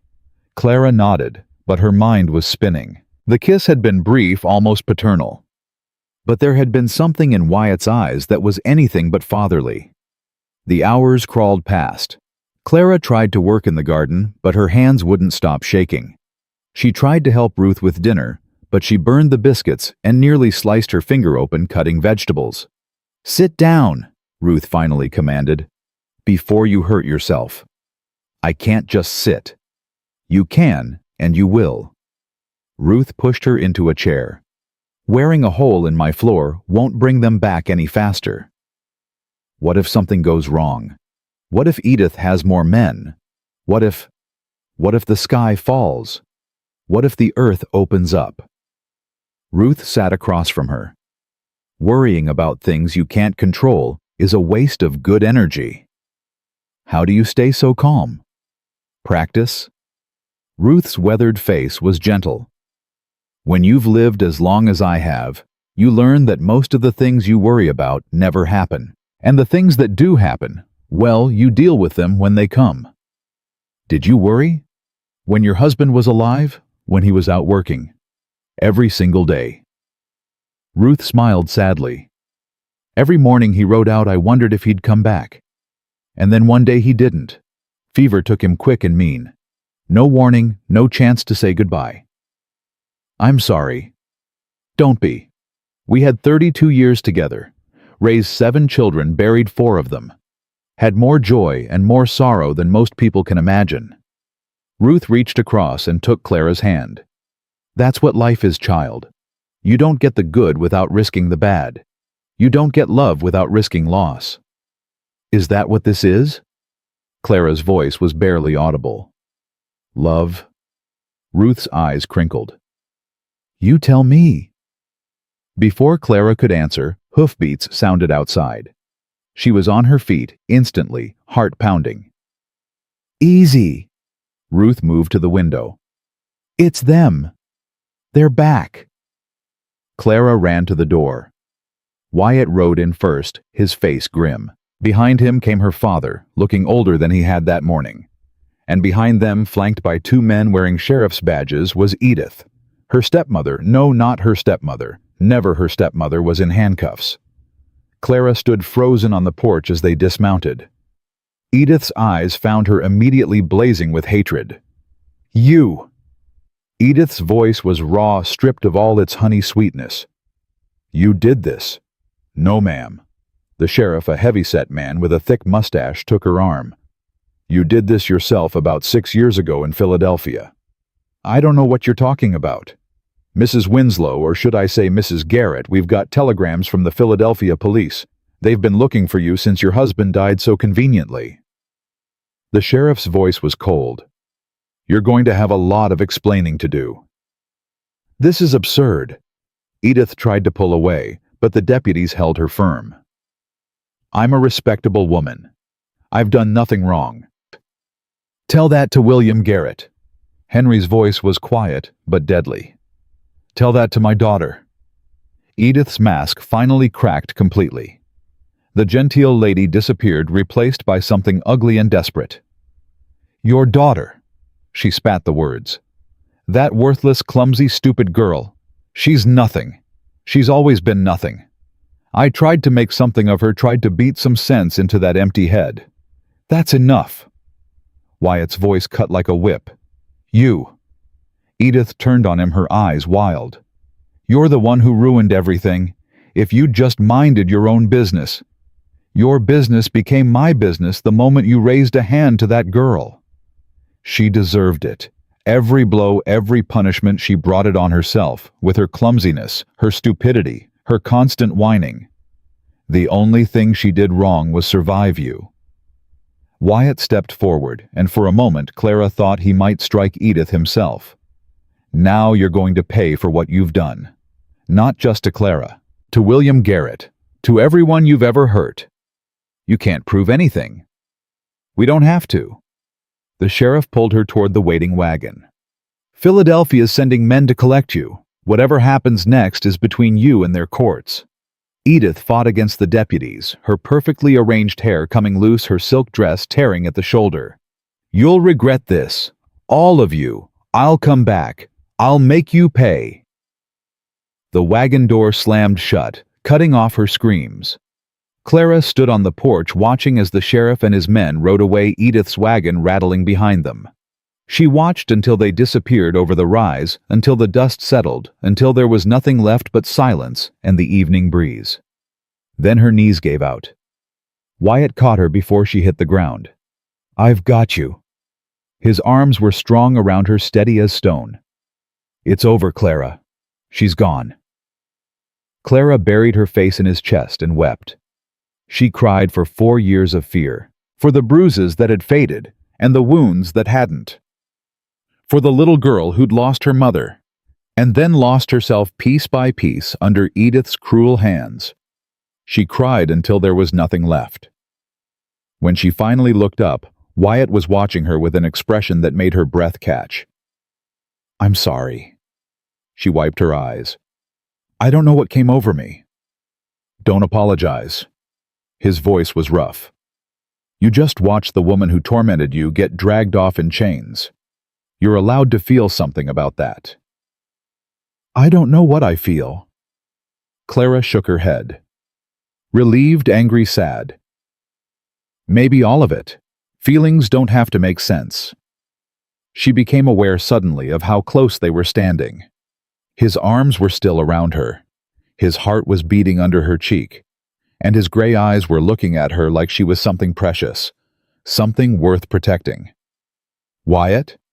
Yeah. Thank you for everything. You don't need to thank me. Yes, I do. She pulled back slightly, meeting his gaze. You saw me when no one else did. You believed me when everyone else believed her. You gave me a place to heal and work that mattered, and... She stopped, overwhelmed. And what? His voice was quiet. And someone to trust. Clara felt tears threatening again. I'd forgotten what that felt like. Trusting someone. Wyatt's hand came up rough and gentle to brush a strand of hair from her face. You can always trust me, Clara. Always. The moment stretched between them, fragile and electric. Then her father cleared his throat. I hate to interrupt. Henry's voice was gruff with emotion. But I think we all need a drink. Ruth appeared in the doorway. I've got whiskey and stew. Both of you look like you haven't eaten in days. The tension broke. Clara stepped back from Wyatt, her face flushing, but he kept one hand on the small of her back as they walked inside. They sat around Ruth's kitchen table, passing a bottle of whiskey and picking at bowls of stew. The conversation came in fits and starts. Henry explaining how he'd found Edith's hidden box. Wyatt describing the confrontation in town. Sam filling in details about the sheriff's response. Clara listened, but her mind kept drifting to the weight of Wyatt's hand on her back, the warmth of his kiss on her forehead, the look in his eyes when he'd caught her. I need to say something. Henry set down his glass. To both of you. Clara looked at her father. I spent 4 years blind to what was happening under my own roof. I let a monster hurt my daughter because I was too stupid and too selfish to see the truth. Henry's voice cracked. I can never make that right, but I can promise that I'll spend the rest of my life trying. Pa? Let me finish. Henry held up his hand. Wyatt Callahan, I owe you a debt I can never repay. You saw what I couldn't see. You did what I should have done, and you gave my daughter a safe place when I failed her. Wyatt shifted uncomfortably. I didn't do it for thanks. I know. That's what makes you a good man. Henry looked between them. I've seen the way you look at each other. I'm not blind, not anymore. And I want you to know that whatever happens between you, you have my blessing. Clara felt her face flame. Pa, it's not... We haven't... You don't have to explain anything to me." Henry smiled, the first real smile Clara had seen from him in years. "Just know that I see you, sweetheart. Both of you. And I think you deserve each other." The silence that followed was thick with unspoken words. Ruth broke it with characteristic bluntness. "Well, that's settled then. Now finish your stew before it gets cold. I didn't spend all afternoon cooking for you to waste good food on awkward silences." Sam laughed, a startled, genuine sound. "Ruth, you're a treasure. Don't you forget it." Later, after Henry had ridden back to Dusty Creek with promises to return soon after Sam had retreated to the bunkhouse and Ruth to her cottage, Clara found herself alone with Wyatt on the porch. The stars were coming out, scattered across the sky like diamonds on velvet. "Your father's right, you know." Wyatt's voice was quiet. "About what?" "About how I look at you." Clara's heart stuttered. "Wyatt, I'm not asking for anything." He turned to face her. "I know you've been through hell. I know the last thing you need is some broken-down rancher complicating your life. You're not broken down." "No." His laugh was bitter. "Clara, I've spent 5 years hiding from the world. I barely spoke to anyone before you came along. I wake up some nights still reaching for a wife who's been dead longer than we were married. That doesn't make you broken. It makes you human." "Maybe." His gray eyes searched her face. "But you deserve better than human. You deserve someone whole." "I don't want whole." Clara stepped closer. "I want real. I want someone who understands what it's like to be hurt and choose to keep living anyway. I want—" She stopped, the words catching in her throat. "What do you want, Clara?" "You." The word came out barely louder than a breath. "I want you." Wyatt went very still. "I know it's too soon." Clara felt tears pricking her eyes again. "I know I'm young, and you've been through so much, and maybe you don't feel—" He kissed her. Not on the forehead this time. On the mouth, deep and desperate and real. His hands came up to cup her face, holding her like she was something precious, something he was afraid might break. Clara kissed him back with everything she had. When they finally broke apart, both breathing hard, Wyatt pressed his forehead to hers. "I'm not good at this." His voice was ragged.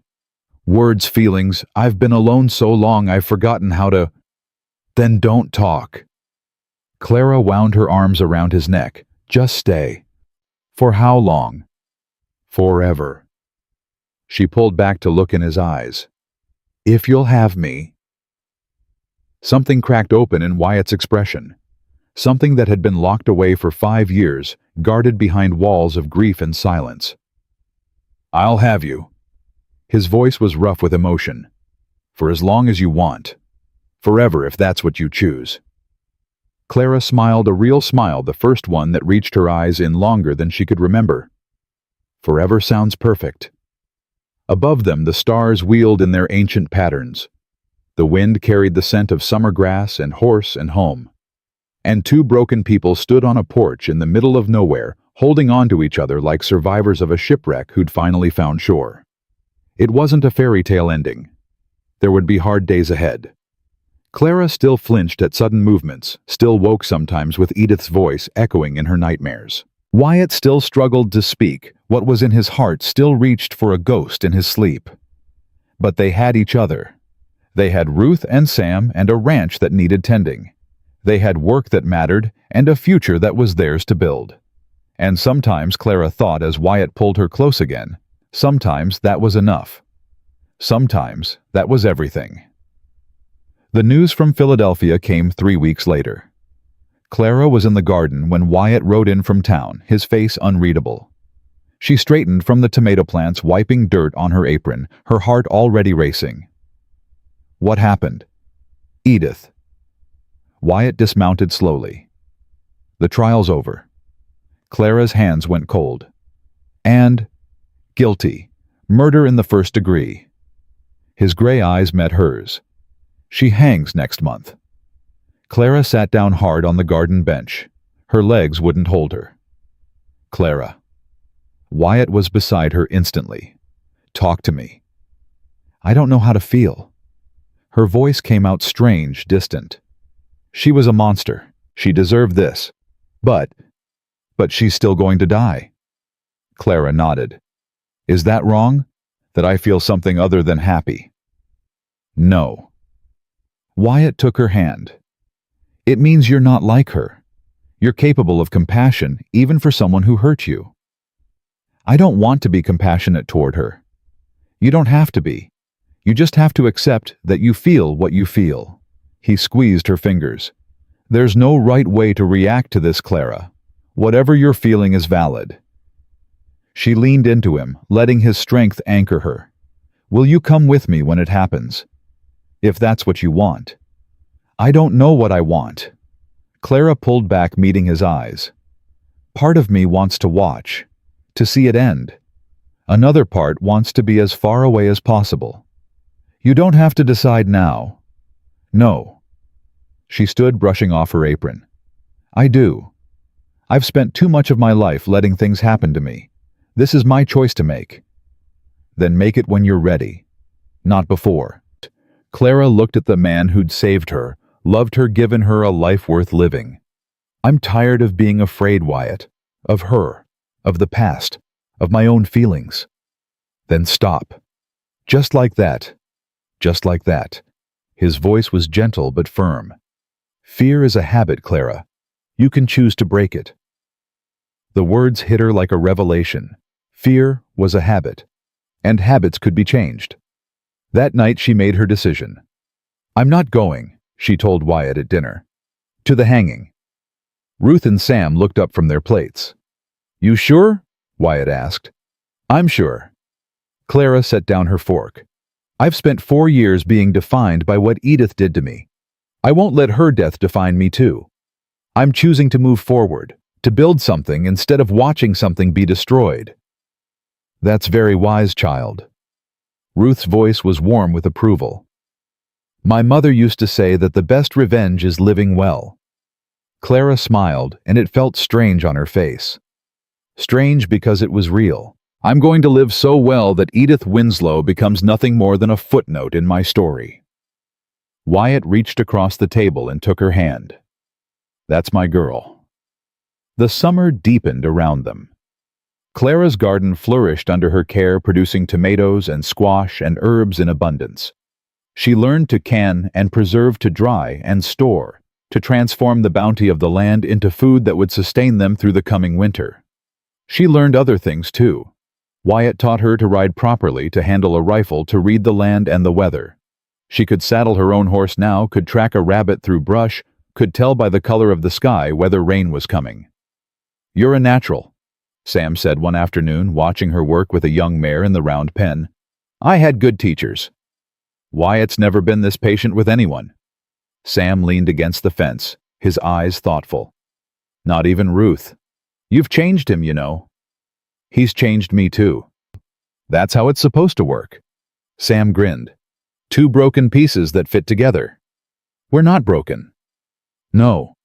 His smile softened. "Not anymore." Her father visited every 2 weeks, making the long ride from Dusty Creek to check on her and bring news from town. "The gossips died down," he reported in late July. "Most folks have accepted that Edith was the villain, not you. And the ones who haven't, they can go to hell." Henry's voice was fierce. "My daughter's a hero for surviving what she survived. Anyone who thinks different isn't worth knowing." Clara hugged him tightly. "Thank you, Pa." "For what?" "For seeing me now, even if it took a while." "I'll see you for the rest of my life, sweetheart." His voice cracked. "I promise you that." August brought a letter that changed everything. Clara was helping Ruth in the kitchen when Wyatt came in, his face pale. "This came for you." He held out an envelope. "From a lawyer in San Antonio." Clara's heart dropped. "What is it?" "I don't know, but it's addressed to Clara Morrison, not Henry or me." Her hands shook as she took the envelope. She opened it slowly, scanning the contents with growing disbelief. "Clara." Ruth moved closer.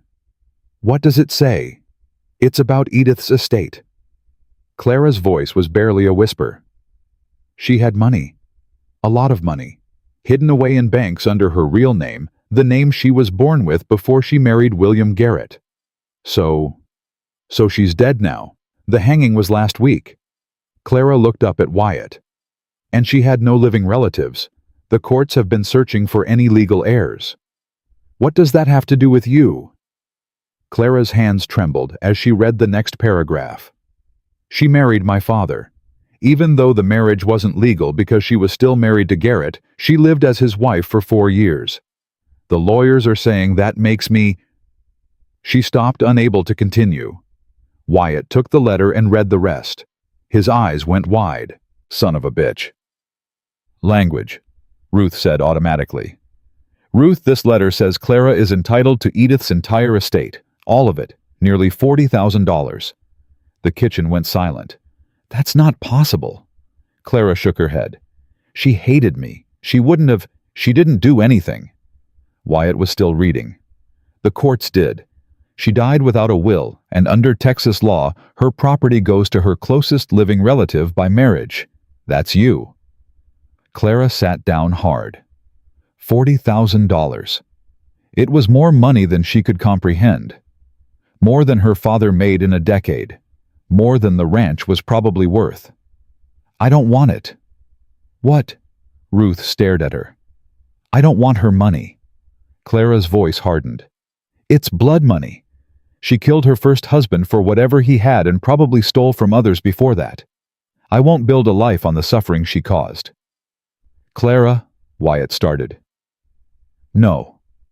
She stood, her jaw set. I know what I want. I want to earn my own way. I want a life I built with my own hands, not one paid for with murder and cruelty. Then donate it. Ruth's voice was practical. Give it to people who need it. Clara paused. What? If you don't want the money and you don't want to keep it, give it away. Build something good out of something terrible. Ruth's weathered face was wise. That's the best revenge of all, isn't it? Taking everything that woman accumulated through evil and turning it into kindness. The idea took root in Clara's mind. A school, she said slowly, for girls. Girls who don't have anyone to protect them, who need skills to make their own way. In Dusty Creek? Wyatt asked. No. Clara's eyes met his. Here, on the ranch. We have the space. We have the resources. We could give girls like me a place to learn and grow and become something more than what the world tells them they can be. Wyatt was quiet for a long moment. Then he smiled, a real smile, the kind that transformed his whole face. I think that's the best idea I've ever heard. The months that followed were a whirlwind. Clara threw herself into the project with an energy she didn't know she possessed. She hired architects and builders, ordered supplies, wrote letters to charitable organizations across Texas. She interviewed teachers and bought books and planned curricula. Her father helped, using his connections in Dusty Creek to spread the word. Sam pitched in with construction, his carpentry skills proving invaluable. Ruth took charge of the domestic arrangements, planning dormitories and kitchens and common spaces. And Wyatt was there through all of it, steady and patient and endlessly supportive. He held her when she doubted herself, celebrated when things went right, helped problem solve when they went wrong. You know you don't have to do this, he said one evening as they sat on the porch watching the sun set over the half-built schoolhouse. I know. You could take that money and live comfortably for the rest of your life, travel, see the world, have adventures. Clara leaned her head on his shoulder. This is my adventure. Helping girls who are where I was, showing them there's another way. You really believe you can change things? I believe I can try. She looked up at him. That's all any of us can do, isn't it? Try to leave the world a little better than we found it. Wyatt kissed her forehead. When did you get so wise? I had good teachers. On Clara's 18th birthday, 2 things happened. The first was the completion of the Morrison School for Girls, named not for Edith, but for Clara's mother. the woman who'd taught her to read and dream and believe in better things.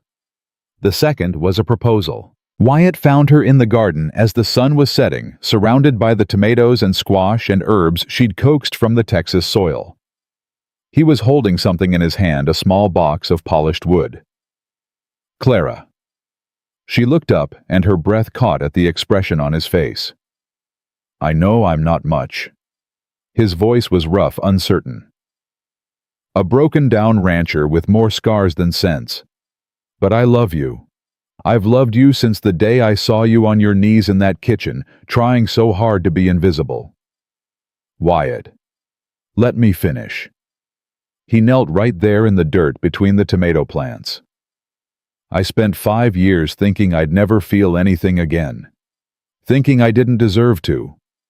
But you woke something up in me, Clara.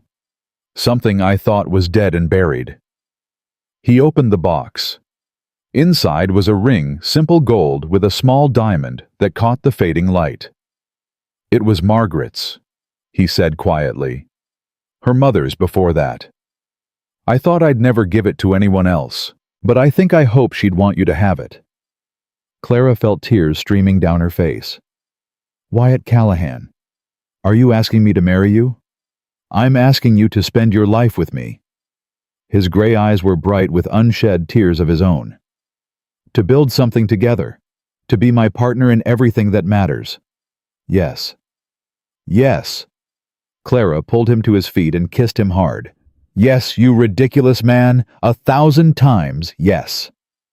They were married in October, with the first frost kissing the ground and the Morrison School for Girls hosting its inaugural class of 12 students. Clara wore her mother's wedding dress, carefully preserved in the trunk her father had brought from Dusty Creek. Ruth cried. Sam gave a toast that was equal parts heartfelt and inappropriate. Henry walked his daughter down the aisle with tears streaming unashamedly down his face. And Wyatt. Wyatt looked at Clara like she was the sun coming up after the longest night of his life. "I, Wyatt Callahan, take you, Clara Morrison, to be my wife." His voice was steady, despite the emotion in his eyes. "To have and to hold in good times and bad, in sickness and health, until death do us part."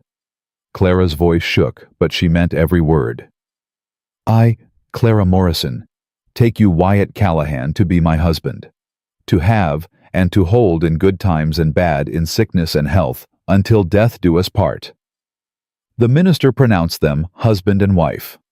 Wyatt kissed her like she was something precious, something he'd been waiting for his whole life without knowing it. Their first winter together was harsh but happy. Clara grew into her role as a teacher and mentor, guiding her students through lessons that went beyond reading and arithmetic. She taught them to believe in themselves, to stand up for themselves, to never accept cruelty as something they deserved. "You're good at this," Ruth observed one evening watching Clara comfort a homesick student. "I know what it's like to feel alone and afraid." Clara stroked the girl's hair. "I want them to know they're not alone anymore. You've come a long way from the scared girl who showed up here in summer. I had help." Spring brought new students and new challenges.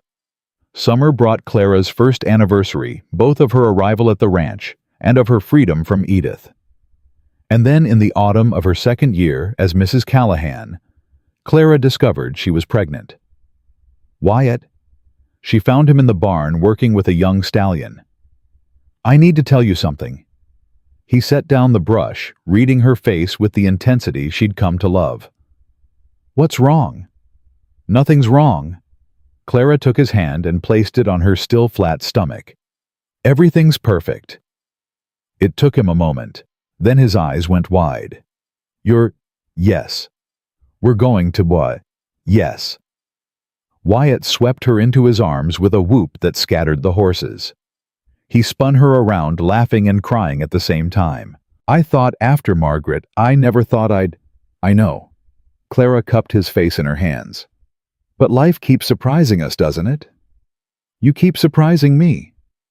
He kissed her deeply. "Every single day." The pregnancy wasn't easy. Clara was sick for the first 3 months, exhausted for the next 3, and uncomfortable for the final stretch.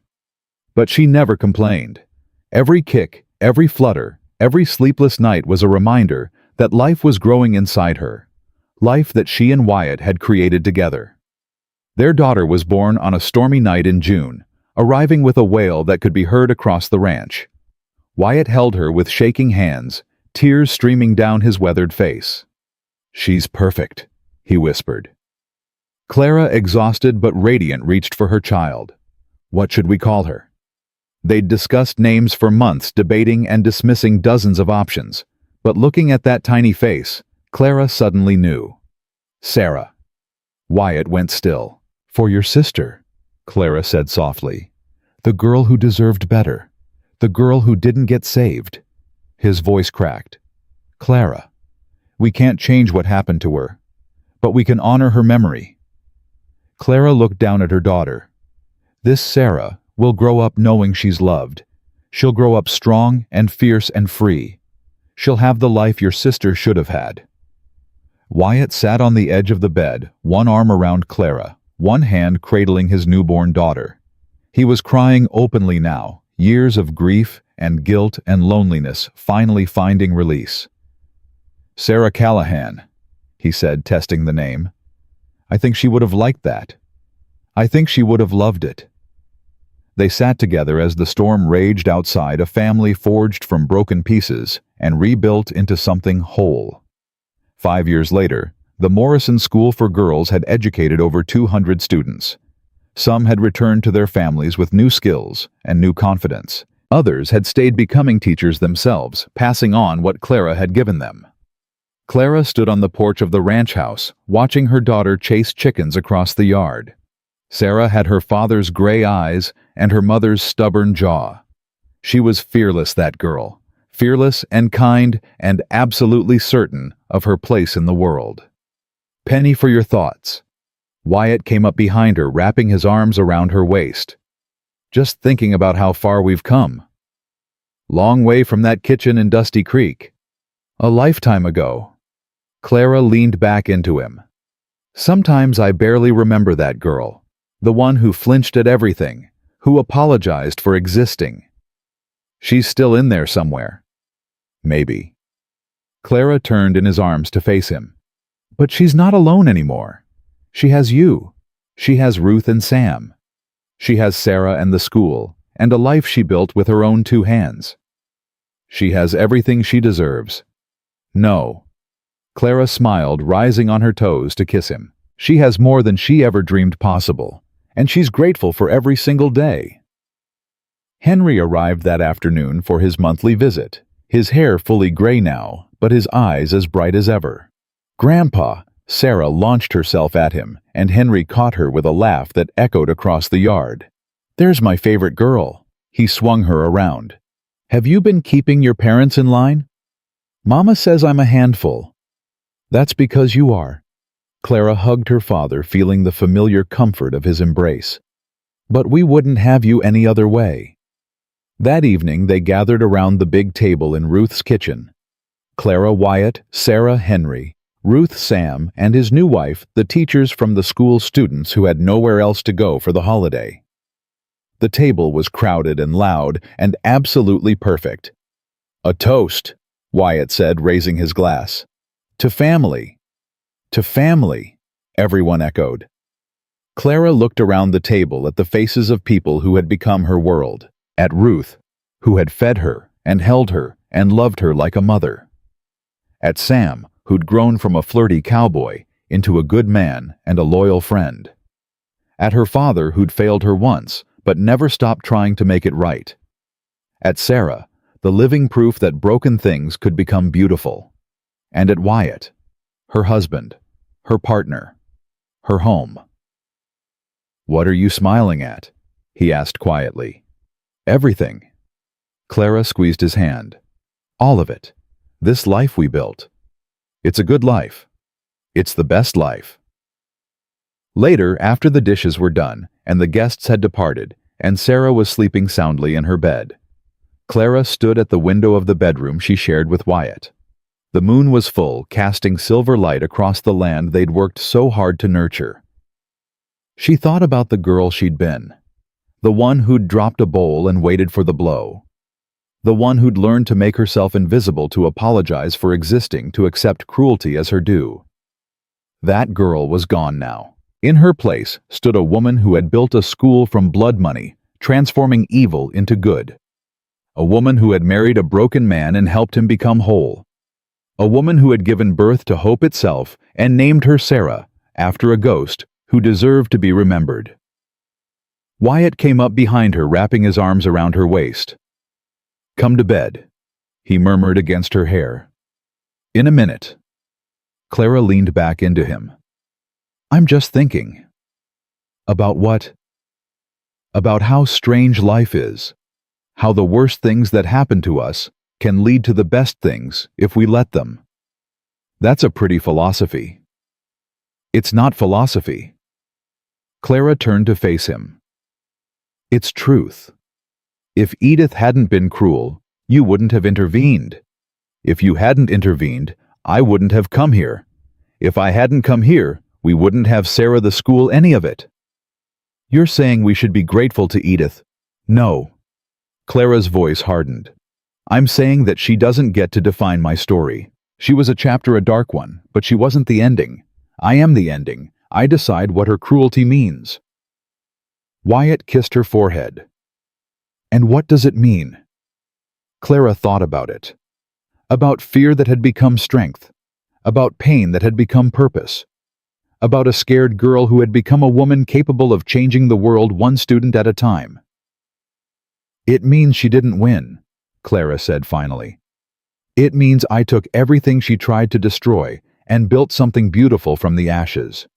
It means that every girl who graduates from my school, every life we change, every moment of happiness we share, that's my victory. Not hers." Wyatt pulled her close. "Have I told you lately that I love you? Not in the last hour. I love you, Clara Callahan.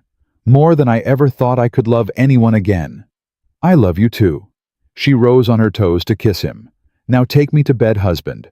Tomorrow's going to be a busy day." "Tomorrow's always a busy day around here." "Good." Clara smiled.